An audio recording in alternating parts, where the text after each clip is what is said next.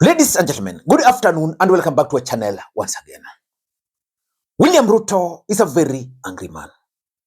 And William Ruto is very bitter with Moses Masika Wetangula. Because Moses Wetangula has refused to fold his party Ford Kenya to form one big political party in the name of UDA party. For those who follow the politics of the Republic of Kenya very closely, William Ruto forced Musalia Mudavadi to fold his party, ANC party, which he did. And I remember opining on this platform that Musalia Mudavadi made one of the gravest political mistakes, and he actually buried his political future on that particular day. If I may ask you today, how relevant is Musalia Mudavadi, politically speaking, in the Republic of Kenya today? During that time, there were also attempts to force Wetangula to fold the party. There were even threats of impeachment.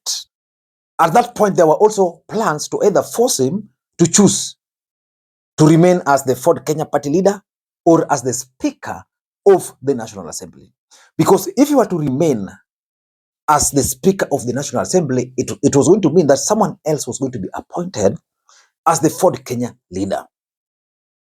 That was going to be easier for William Ruto to automatically take control of that. So was it over the weekend or early this week? Ford Kenya NEC met and they made a resolution that the party is not going anywhere. Ladies and gentlemen, that move has angered William Ruto. And I want to reveal to you guys the new reasons why William Ruto is very angry and bitter after that Ford Kenya's NEC meeting. Before we do that, for those who are watching this channel for the first time, please take a second or two. Click the subscribe button so that next time we produce a video like this, YouTube will automatically notify you. And to the subscribers, I want to continue thanking you guys for your continued support. Because without that support, this channel cannot be where it is. Ladies and gentlemen, let me dive in. The first reason why Ruto is very bitter with Wetangula is because of the fear that with Ford Kenya, Wetangula might actually decide to team up with Gachagua. The truth of the matter is that the entry of Raila Amolo Odinga into government has complicated the political equation. It has made Mudavadi irrelevant. Even the power of Moses Masika Wetangula in government today has been eroded. But 2027 politics is going to be determined in the Luhya nation. Ruto must get someone from the Luhya nation as his running mate. Apart from that, the other camp led by Gachagua must also get someone from the Luhya nation as a running mate. So far, from that side, they are thinking of George Natembeya as the running mate. But remember, George Natembeya is the current governor for Trans Nzoia, which means Natembeya can be easily persuaded to remain as the governor for Trans Nzoia. Then they'll have to get someone on that ticket. And that is William Ruto's fear, that that person can actually be Wetangula. Let's assume today that Gachagua and Kalonzo Musyoka agree that Kalonzo is the presidential candidate. Then they are getting a running mate from the Luhya nation. Then they settle on Wetangula. That would be a good ticket for them.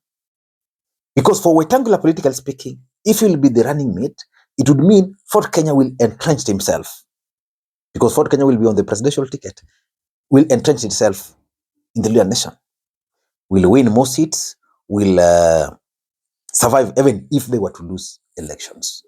So that fear of Wetangula becoming Gachagua's running mate is actually killing William Ruto inside. That's number one. Number two, why William Ruto is worried is because William Ruto had actually anticipated to be the biggest beneficiary of this merger.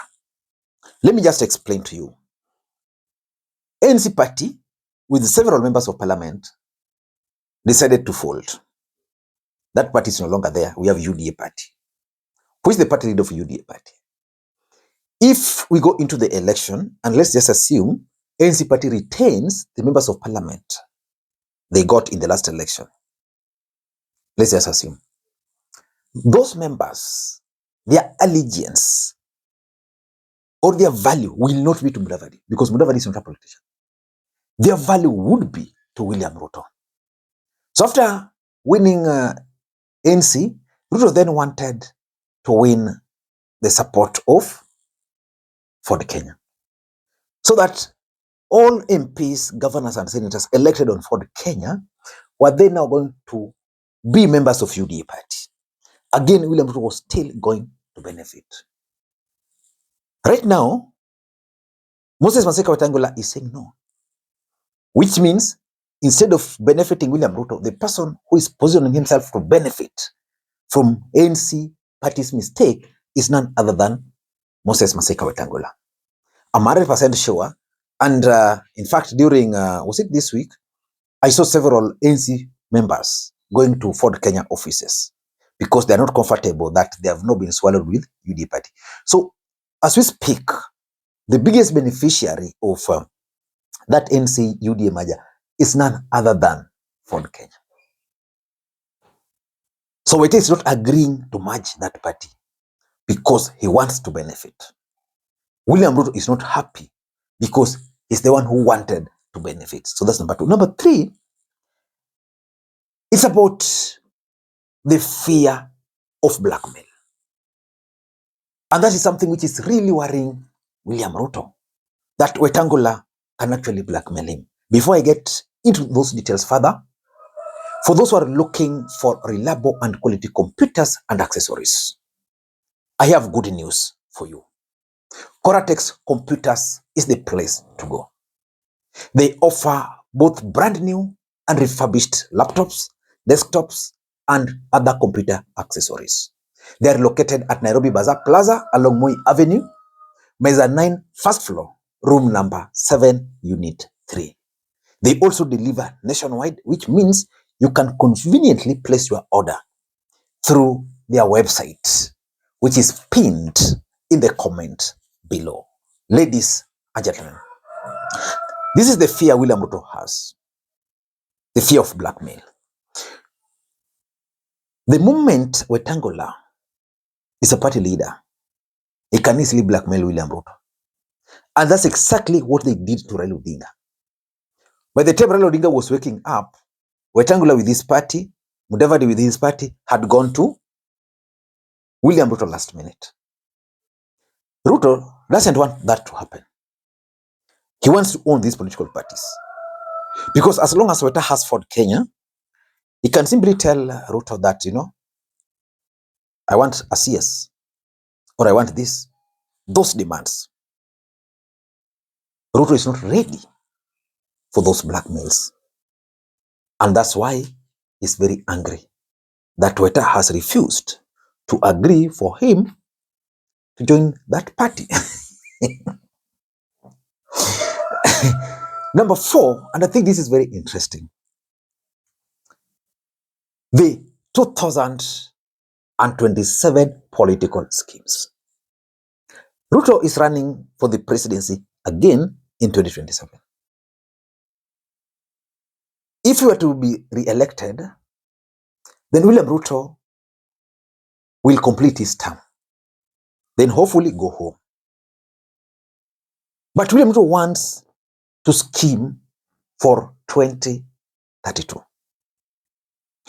Wetangula has sat somewhere with a calculator, and he has realized that if he folded his party today, then he will not have a chance, a fighting chance, in 2032. That is post 2027. So for him to survive, he must retain Ford Kenya.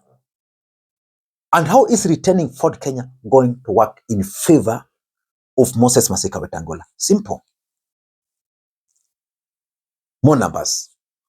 Because in the Luya nation, we are now going to have how many parties? DAP Kenya, of Eugene Wamalwa, ODM party, UDA party, Ford Kenya, those four political parties. Ford Kenya has its roots in Bungoma. And I'm also 100% sure that the biggest beneficiary of the UDA ANC merger is Ford Kenya. So he will get more numbers in parliament. With more numbers in parliament, it's easy for him to qualify for political funds, which means even if he will not be re-elected again as a speaker, yeah, he will still have his party. But it's easier for him to be re-elected as a speaker again if he negotiates with Ford Kenya. Without that Ford Kenya, there is no way he can negotiate. So he's looking at those schemes. And lastly, which is very important, the lawyer kingpin. If there's one thing William Ruto doesn't want, is an emergence of any kingpin anywhere in the Republic of Kenya. I've always demonstrated to you here that the main reason why William Ruto wanted to forcefully take control of Jubilee Party was because he feared that Uhuru Kenyatta was going to emerge. That did not succeed. The main reason why Rigathi Gachagua was impeached was not because of anything. Rigathi never committed any mistake, which these politicians have never committed. He never. That's a fact. And by the way, those who are supporting Rigathi Gachagua, I don't have a problem with Rigathi Gachagua. But you cannot force me, because I saw some people attacking me that, oh, you know, this is you attack Rigathi. No, I said, and I'm repeating, Rigathi Gachagua used to wake up at 4 a.m., arrive in office by 5 a.m., not to do anything, but to organize brutality against ODM supporters. That was wrong. So Ruto is not keen on an emergence of any kingpin. I was telling you that the main reason why Rigathi Gachagua was actually impeached was because Rigathi Gachagua had decided that he was also trying to craft an image outside William Ruto's shadow in the mountain.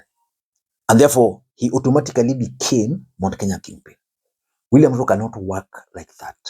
He wants to deal with the mountain directly. He wants to deal with the Luos directly. In fact, even in ODM party, in Nyanza, he has just tried, but he failed. But Ruto wants a situation where if he goes to the Luo nation, he doesn't have to go to them through Weta. But Weta understands that our politics is tribal. So you must have a tribal king. So if Musalia Mudavadi has been removed, then he's also removed. Then who's going to be the Luo kingpin? Who? Natembeya, Eugene, or Peter Salasia? Ladies and gentlemen, William Ruto is not very happy with Wetangula. I don't know what's going to happen. Let me ask you, do you foresee a situation where ODM party might actually merge with UDA party? I'm just asking. So that instead of UDA swallowing ODM, ODM will swallow UDA and then make William Ruto as their presidential candidate. Have you thought about that? Let me read your comments. Until next time, this is Makwiny. Bye-bye.